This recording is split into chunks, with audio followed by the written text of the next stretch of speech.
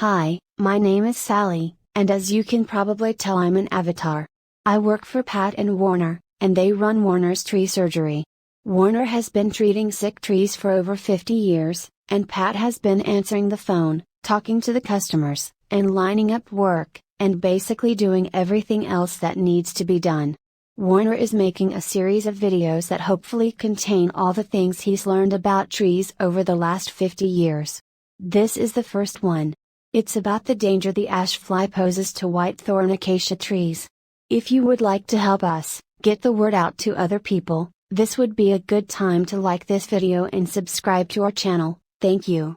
Over 40 years ago, California, Arizona and New Mexico instituted a program to get rid of the ash fly, because it was so destructive to trees and commercial crops. The ash fly basically gets in anything with the leaf, and this tiny insect can completely defoliate at least 40 species of trees.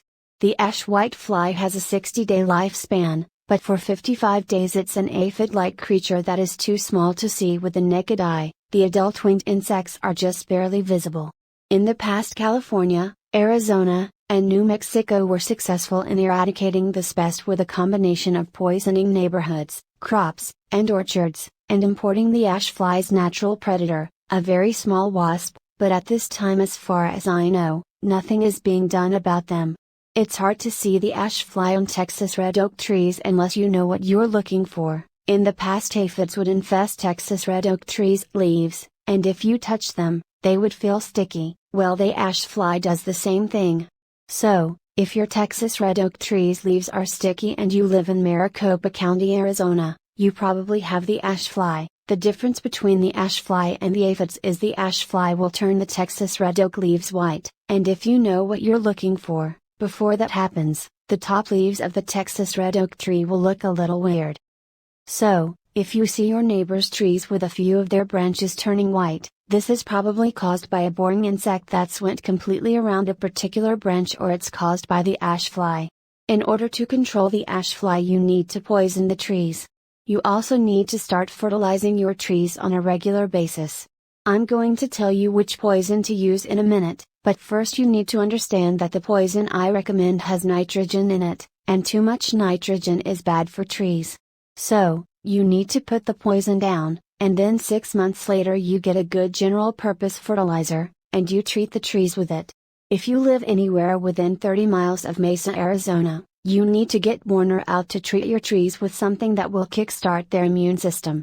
You see, every cell of every plant has enzymes that dissolve fungus, bacteria, and viruses, and because the ash fly has been in your trees, those enzymes have been depleted. So, Warner needs to inject medicines into the tree that will kickstart the healing process right away. You can protect your trees by treating them with Bio Advanced Tree and Shrub, which you can get at Home Depot. This is a terrible poison, is so bad it was taken off the market for professionals to use, but thanks to some sneaky politicians, it was grandfathered in, so a 10-year-old kid can walk in and buy all he wants. Anyway, if you know it's toxic, you'll be fine. Just don't go sticking your hands in it and licking your fingers. If you're careful, and a little bit afraid, it's safe to use. If you use the liquid, you pour the amount you need in a bucket with water, and you put the water down close to the base of the tree, and then you water it in. If you use the powder, you put the powder down close to the base of the tree and then you water it with a sprinkler. If a little dog licks it up before it's dry, it will kill the little dog. So, make sure animals and children are kept away from it until it's dry. You only need to put it down once a year, and in 3 years, if you do it yearly, you will not only get rid of the ash fly, but it will also get rid of all the boring insects in a tree. There's one more thing I need to tell you. Every place in the world where it rains, the water falls off of the trees at the drip line, and because that's where the water falls, that's where the roots that pick up the micronutrients develop, and all the instructions you get for the fertilizers tell you to put the fertilizer out at the drip line. In Maricopa County, Arizona, the roots have developed where the tree has been getting water all its life, and that's where you need to put the fertilizer. So, just ignore the instructions, and do it the way I just told you.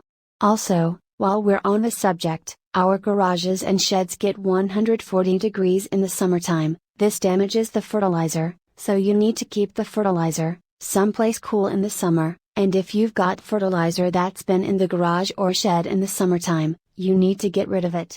Well, that's about it. I hope this helps you with your trees. Please subscribe to this channel and hit like, and if you live within 30 miles of Mesa, Arizona and you want Warner to come out and look at your trees, just give us a call. The number is 480-969-8808. Thanks and goodbye.